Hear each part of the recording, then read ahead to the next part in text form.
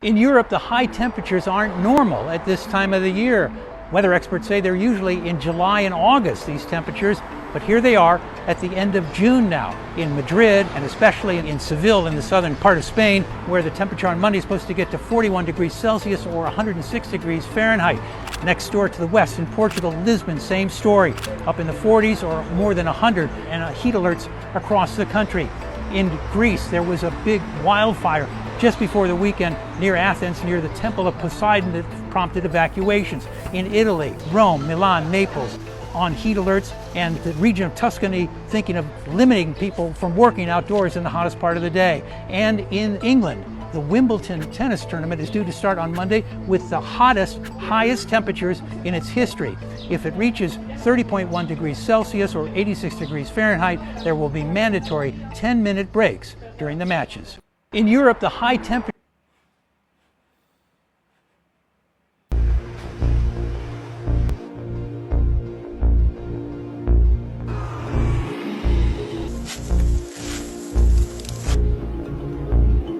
Celsius recorded in Spain, 46.6 Celsius in Portugal. These temperatures over the weekend have set new national June records and are some of the highest June temperatures ever recorded in Europe. Now, the all-time European temperature record currently stands at 48.8 Celsius. That was set in Sicily in southern Italy back in August 2021. Now, the heat wave is caused by a ridge of high pressure, and that's going to be moving east over the next few days. So whereas the temperatures will ease a little bit in Spain and Portugal, the extreme heat is going to spread to central and eastern areas of Europe over the next few days. Heat waves like this are becoming more common and more extreme as a result of man-made global warming. 46 Celsius recorded in Spain, 46.6 Celsius in Portugal. These temperatures over the weekend have set new national June records. Welcome to the channel. This is where you get your info on flights and everything travel. Europe is currently experiencing a heat wave. Once known for its temperate summers, so the continent is now one of the fastest warming in the world, with temperatures soaring up to even 40 degrees Celsius in some areas. So apparently Europe has experienced a warm-up of around 2.3 degrees Celsius compared to its pre-industrial levels. And in 2024, Europe recorded its warmest year ever. So this is not just about uncomfortable holidays. So heat is now starting to pose severe risk to human health, responsible for a staggering 95% of climate or weather-related deaths over the past 4 decades, with over 61,000 fatalities in 2022 alone. So these extreme heat events also disrupt from closing iconic landmarks like the Eiffel Tower and impacting local economies and tourism with shutdown of businesses and also operations. So if you're planning a trip to Europe or you're already there, a critical question arises. Does your travel insurance cover heat waves or when the temperatures pretty much go up? Let's find out. So first, let's understand the basics.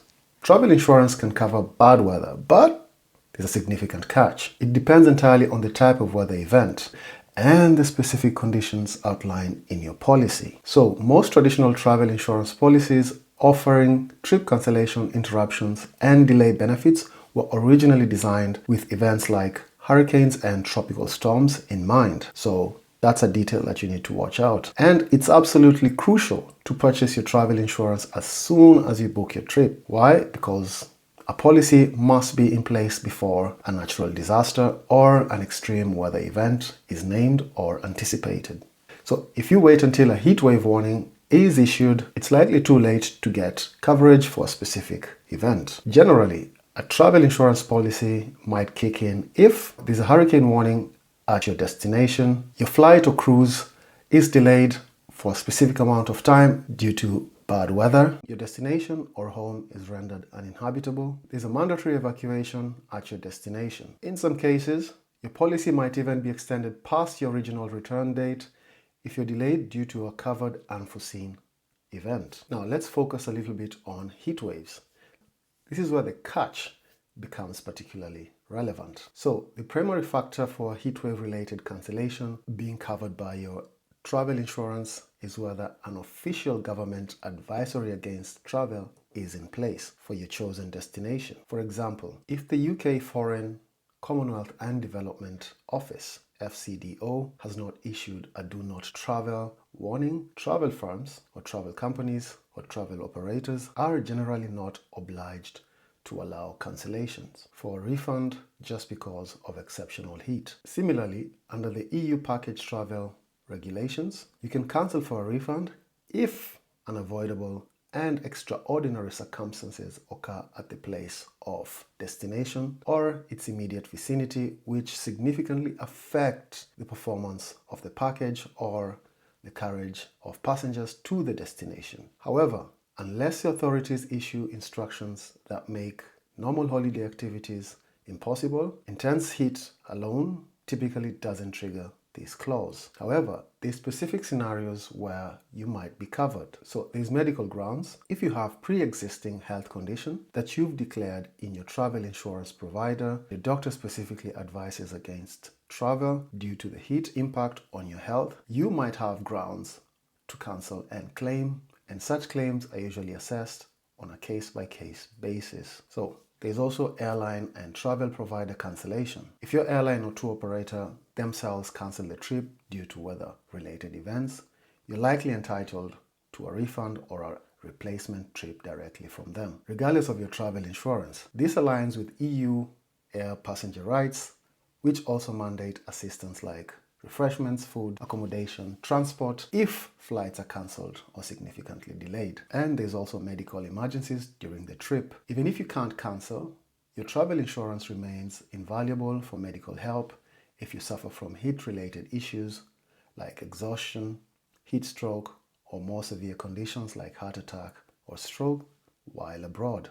So there's policies with trip interruption coverage that will reimburse you the cost of unused travel arrangements and additional expenses if health problems prevent you from continuing your planned holiday. In very rare cases, like the Rhodes wildfire in 2023, local governments will actually step in and offer compensation for affected tourists or travelers. So what are the common mistakes that travelers can actually make or tend to make, especially during a time like this when the heat wave is at its peak? Number one, not reading the fine print.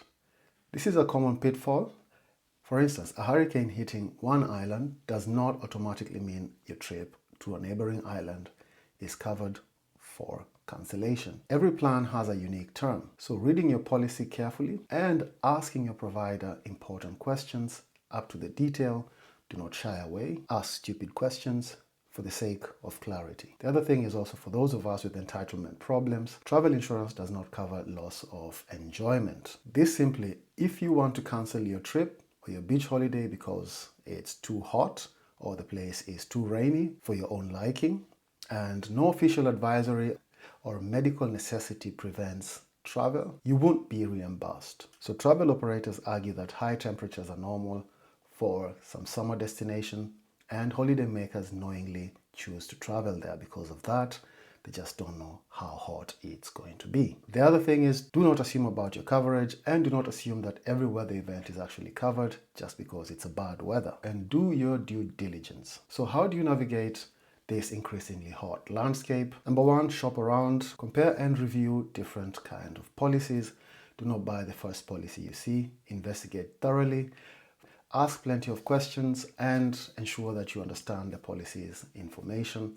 Also, on top of that, figure out if heatwave is actually covered, just in case. There could be situations where, a good example, what just happened in Crete, where there was bushfires, and I can guarantee that impeded travel in many places within the island. So, and it's good to understand the fine print and if you're going to be able to actually get any compensation for any cancellations. The other thing also, don't shy away from upgrades just in case. If you want comprehensive coverage for any reasons, including a change of mind due to uncomfortable heat, look for options like interruptions for any reason. This can reimburse up to 75% of non-refundable travel costs, though they typically double the price on your policy. Stay informed. Always know that the temperatures are increasing every year. In conclusion, so while Europe's summers are undeniably changing, your travel insurance policy is not a blanket guarantee against the heat. Thank you and stay cool. See you on the next video.